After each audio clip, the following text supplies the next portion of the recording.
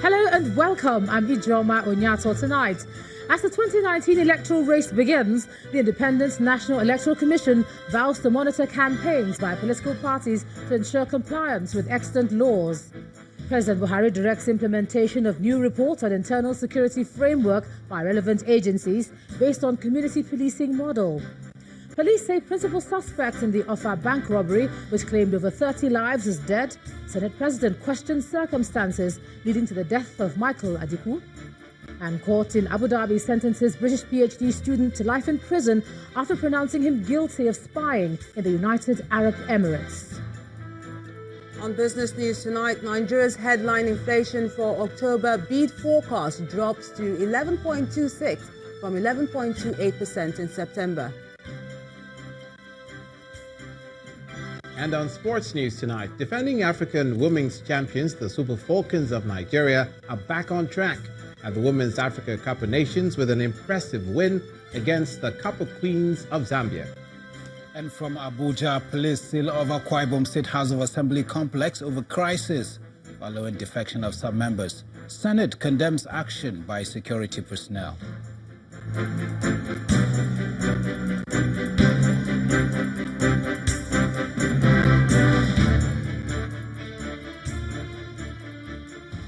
We begin tonight with the latest move by the Independent National Electoral Commission to safeguard the sanctity of the ballot ahead of the general elections next year. And this comes as the INEC chairman, Professor Mahmood Yakubu, has restated the Commission's preparedness to conduct credible polls. Professor Yakubu, who was speaking in Abuja at a meeting with resident electoral commissioners, commended political parties over what he describes as issue-based campaigns.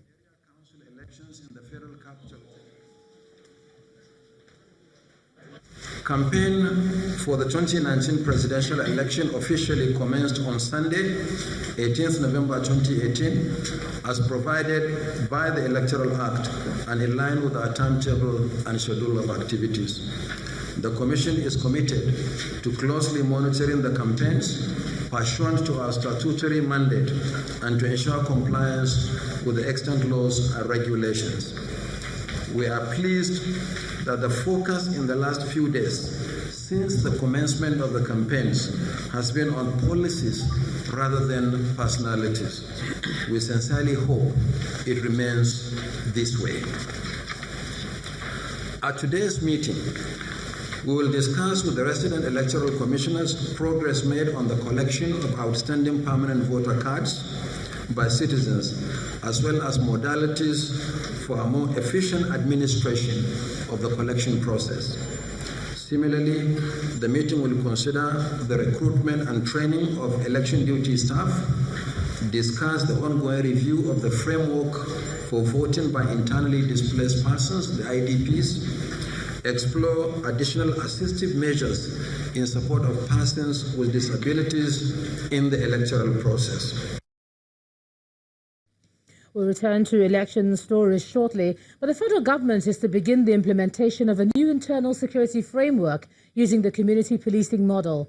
President Muhammadu Buhari gave this indication when he directed agencies of government to study and implement the recommendations contained in a report presented to him by members of Senior Executive Course 40 of the National Institute for Policy and Strategic Studies at the State House in Abuja.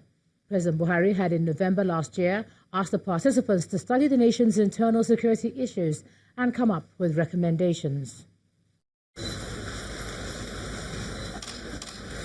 The report being presented here at the council chambers has been in the works for about 10 months.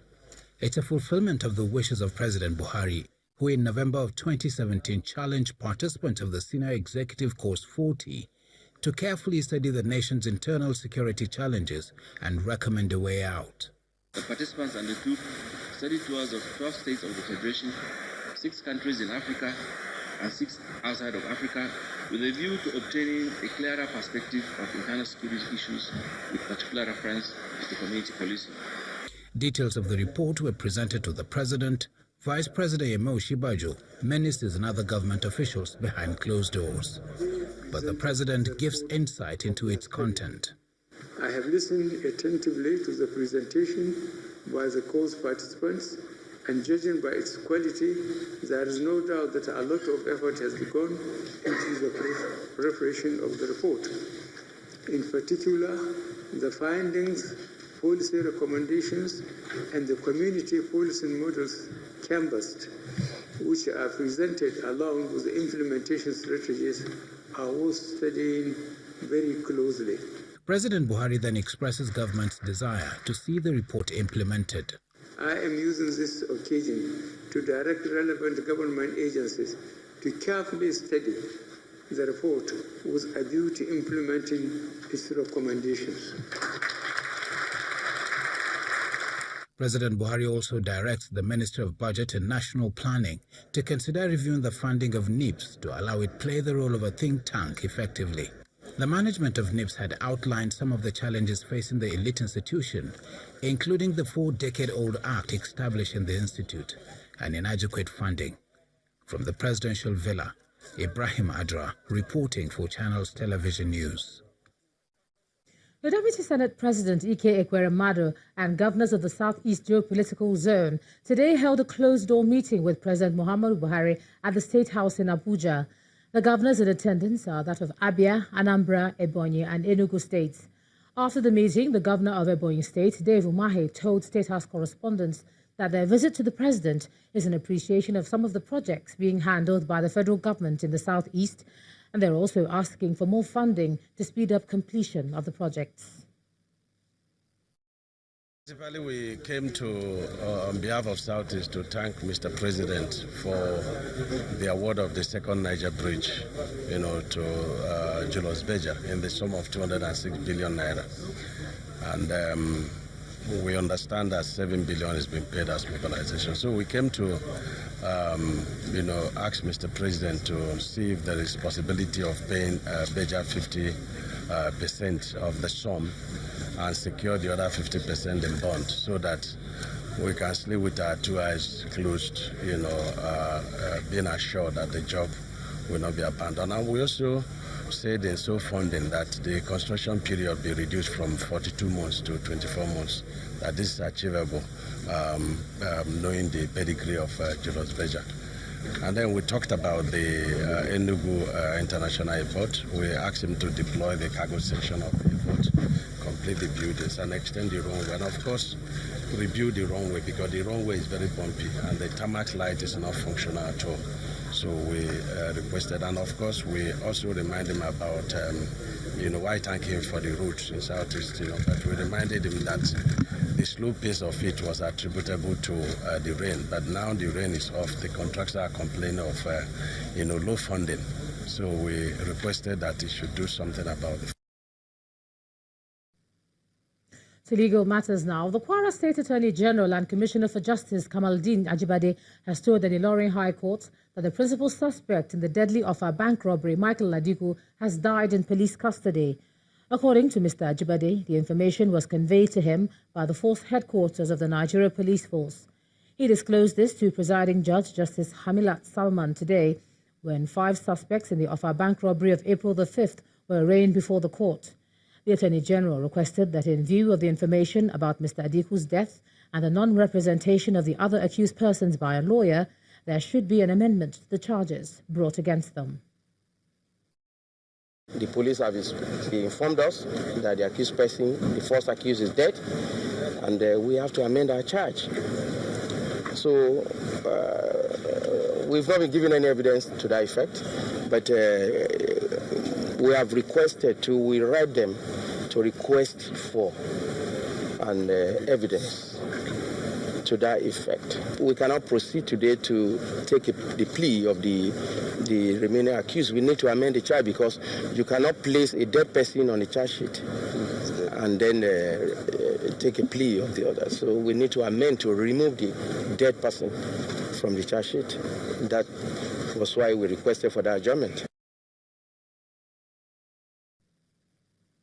And in her ruling, Justice Salman granted the State Attorney General's request for a short adjournment to November the 30th to allow for the amendment of the charges. Meanwhile, the Senate President, Dr. Bukola Saraki, is asking the presidency to institute a judicial inquiry into how and when the principal suspect in the robbery died. The Senate President said in a statement that the new disclosure by the police has vindicated his earlier claim that the suspect had been murdered in police custody and that the investigation was politically motivated to implicate him, Governor Abdul Fattah Ahmed, and a few others. He says an inquiry into the death would help to thoroughly examine and interrogate how the investigation into the robbery incident was conducted by the police and whether the investigation complied with global best practices.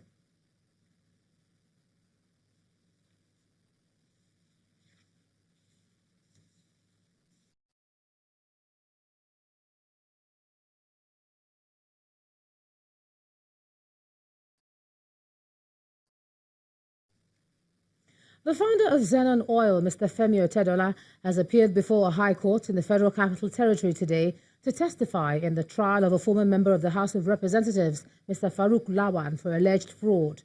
Mr. Otedola, who is a prosecution witness in the trial, was allegedly pressured by Mr. Lawan to part with $3 million bribe while Mr. Lawan was chairing a subcommittee investigating multi-billion-dollar fraud associated with a government fuel subsidy during the tenure of former President Goodluck Jonathan.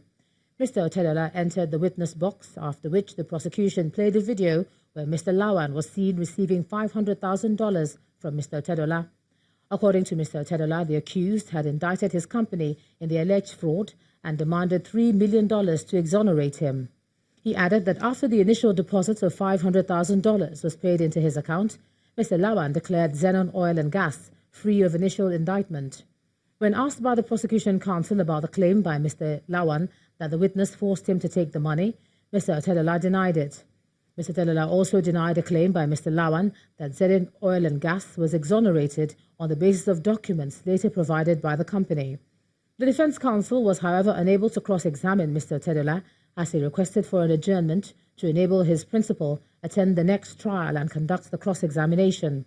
Mr. Lawal was first arraigned in February 2013 along with another accused, Boniface Emenalo, for allegedly receiving $620,000 for alleged bribe from Mr. Otedola and his company. The Federal High Court sitting in Abuja has struck out the no-case submission filed by Chief Raymond Dokpesi and his Dar Investment and Holdings Company Limited, as the court ruled that they must explain the 2.1 billion naira allegedly received from the Office of the National Security Advisor in 2015. At the resumed trial in Abuja, Justice John Toho ruled that the defendants, who are the founder and parent company of Africa Independent Television and Ray Power Radio, had a case to answer in respect of the money laundering and procurement fraud charges brought against them. Relying on the Supreme Court's decision in a similar case involving a former National Publicity Secretary of the People's Democratic Party, Mr. Olisa Metu, Justice Toho held that the prosecution has established a prima facie case warranting the defendants to explain their own side of the story. Justice Toho thereafter fixed February the 20th and 21st, 2019 for Chief Dokpesi and his firm to open their defense.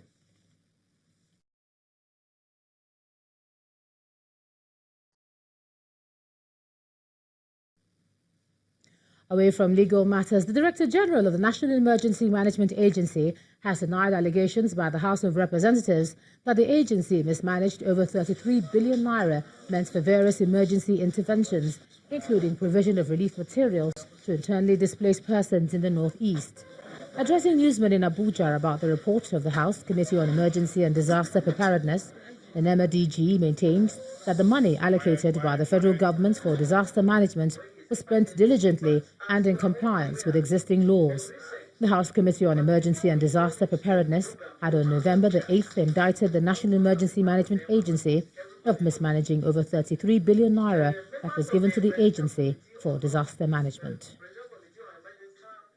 From January to April, that is when I assumed office, 1.98 billion was spent, not by the present DG. But that is between January to April. I came in, I sat on in the office on 24th of April.